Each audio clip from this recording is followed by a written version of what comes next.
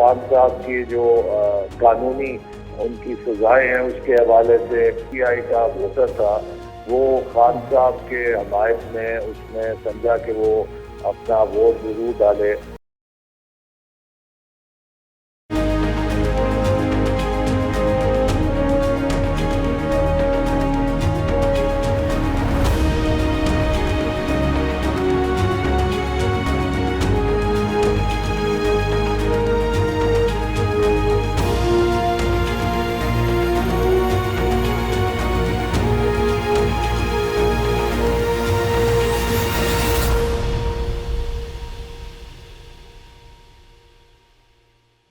बिस्मिल्लाहिर्रहमानिर्रहीम, अस्सलाम वालेकुम व्यूअर्स। प्रोग्राम में खुश आमदीद। मैं हूँ हैदर हयात खान।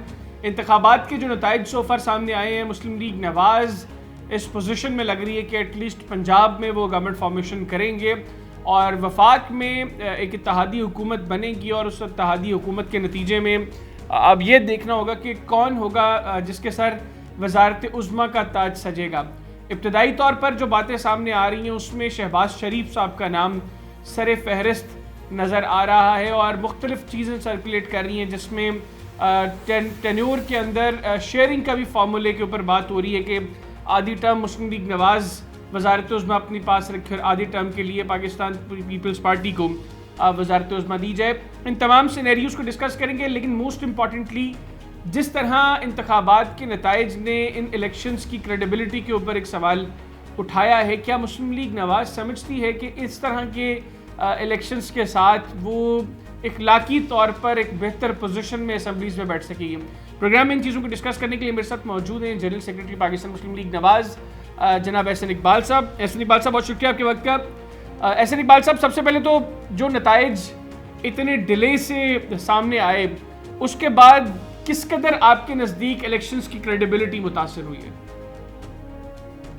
देखिए, मैं समझता हूँ कि पाकिस्तान जहाँ 24 करोड़ आवाम का मुल्क है और इसमें लार्ज स्केल के ऊपर जब इलेक्टोरल एक्सरसाइज होती है तो उसमें इक्का दुक्का शिकायतें तो हर दफ़ा हर इलेक्शन के अंदर होती हैं, लेकिन बाय एंड लार्ज जो हमने देखा है पुरअमन तरीके से पोलिंग हुई है और इसमें कोई ऐसा खलल वाक़या नहीं हुआ कि जिसको हम तशद्दुद कह सकें या वायलेंस कह सकें। माजी में इलेक्शनों के अंदर बहुत ज़्यादा तशद्दुद और वायलेंस हमने देखा है, तो उस हवाले से काफ़ी पुरअमन पोलिंग हुई है और हमारे हल्कों में भी हमने देखा है कि नायत एक अमन के साथ इलेक्शन का अमल जो है वो आगे बढ़ा है। तो इसलिए ऑल इन ऑल मुतमईन हम तो ठीक रहे। मुश्किलात कुछ लोकल कई जगहों पे शिकायत हैं, लेकिन वो इतने बड़े स्केल पे जब भी आप कोई एक एक्सरसाइज करेंगे, अमेरिका जैसे मुल्क के अंदर भी जब इलेक्शन होता है तो उसमें भी लोगों को एतराज़ात होते हैं और उसमें भी लोग कुछ ऑब्जेक्शन करते हैं, तो लेकिन वो इतने बड़े कोई एतराज़ात नहीं है कि जिससे आप पूरे इलेक्टोरल जो हमारा प्रोसेस है उस पर जो सवालिया निशान उठा सकें। अच्छा, एहसन इकबाल साहब बताइएगा, 2018 में RTS बैठा और उसके बाद इंतखाबात की क्रेडिबिलिटी जो है उसके ऊपर एक सवालिया निशान खड़ा हुआ। आप लोग तहरीक इंसाफ को थ्रू आउट ये टॉन्ट करते रहे कि ये RTS के फेलियर के नतीजे में इक़्तिदार में आए हैं और ये टॉन्ट फिर थ्रू आउट उनके टेन्योर एंड तक साथ चलता रहा। अब ये जो इंतखाबात के नताइज हैं, ये 2018 से ज़्यादा बदतरीन मामला यहाँ पर हमारे सामने आया है, उससे बेहतर पोजीशन नहीं थी। आप लोगों की अब कोई इखलाकी स्टैंडिंग होगी इसके ऊपर या आप लोग फिर भी बैठना पसंद करेंगे हुकूमत में? देखिए, इस वक्त पाकिस्तान मुस्लिम लीग नून सबसे बड़ी जमात पर उभरी है। जो मीडिया में ये तासुर दिया जा रहा है कि जो आज़ाद उम्मीदवार जीते हैं वो सारे PTI के हदायत याफ्ता हैं, ये दुरुस्त नहीं है। इसके अंदर एक अच्छी तादाद उन लोगों की है कि जो PMLN के कैंडिडेट्स थे, लेकिन वहाँ पर सीट एडजस्टमेंट की वजह से अगर हमने IPP को टिकट दिया तो वो खुद आज़ाद हैसियत में इलेक्शन लड़ के जीत कर आए हैं। तो लिहाजा ये कतल तासुर दुरुस्त नहीं है कि इस वक्त आज़ाद सबसे बड़ी पार्टी है। आज़ाद की एक अच्छी बड़ी तादाद इसमें PMLN के कैंडिडेट्स की है जिन्होंने आज़ाद हैसियत में इलेक्शन लड़ा और वो जीते, और जब वो पार्टी ज्वाइन करेंगे PMLN को तो PMLN की सबसे बड़ी आपको जमात नजर आएगी जिसके पास मैंडेट है। अच्छा सर, इकबाल साहब ये भी बताइएगा, आप चूंकि मुस्लिम लीग नवाज़ की टॉप टियर लीडरशिप में आपका शुमार होता है और पार्टी की जो फैसला साजी है उसमें भी आपका बड़ा अहम रोल होता है।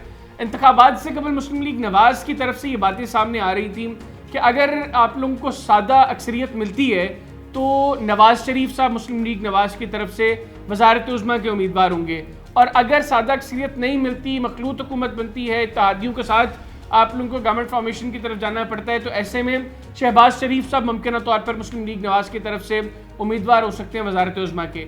अब चूंकि आप लोगों को सादा अक्सरियत तो नहीं मिली, तो अब मुस्लिम लीग नवाज शरीफ साहब को नॉमिनेट करेगी या शहबाज शरीफ साहब अब प्राइम मिनिस्टर के कैंडिडेट होंगे पार्टी की तरफ से?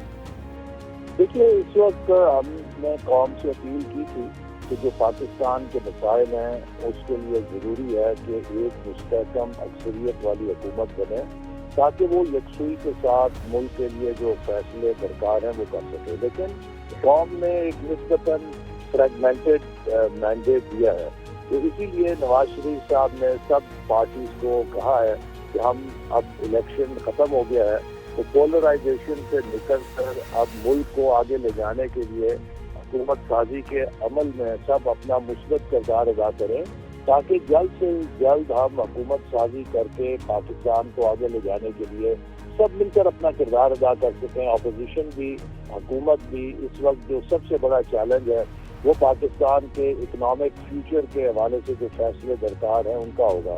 तो मैं समझता हूँ कि इस वक्त सब जमातों को कम अज़ कम उन कौमी, इक़्तिसादी और मुआशी तरजीहात पर यकसुई करनी चाहिए जो मुल्क के लिए ज़रूरी हैं, और उनके ऊपर किसी किस्म की हमें सियासत या पोलराइजेशन नहीं करनी चाहिए, उससे मुल्क का ज़्यादा नुकसान हो सकता है।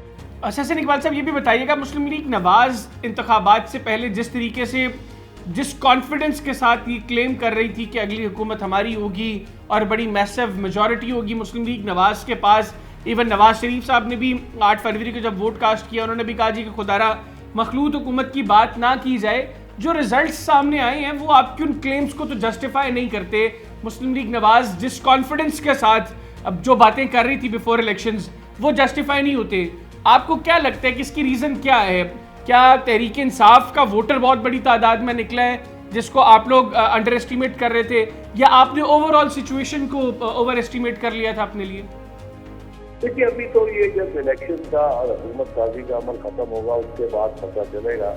लेकिन जो बज़ाहिर ये नज़र आता है कि जो इस वक्त PTI का वोटर था वो खान साहब के हमायत में उसने समझा कि वो अपना वोट जरूर डाले, तो जो निस्बतन उन्हें चंद एक चीज़ें नज़र आती हैं कामयाबी हुई है। उसमें एक उनकी शायद वो खान साहब की जो कानूनी उनकी सजाएं हैं उसके हवाले से उन्होंने लोगों को तासुर देने की कोशिश की है कि उन्हें मजलूम बना के पेश किया है। लेकिन बाय एंड लार्ज फिर भी पाकिस्तान मुस्लिम लीग नून नंबर 1 पार्टी बनकर उभरी है। देखिए, पंजाब के अंदर मुस्लिम लीग नून की अक्सरियत है, सिंध के अंदर पाकिस्तान पीपल्स पार्टी की अक्सरियत है, बलूचिस्तान के अंदर PMLN और पाकिस्तान पीपल्स पार्टी के पास मैंडेट आया है।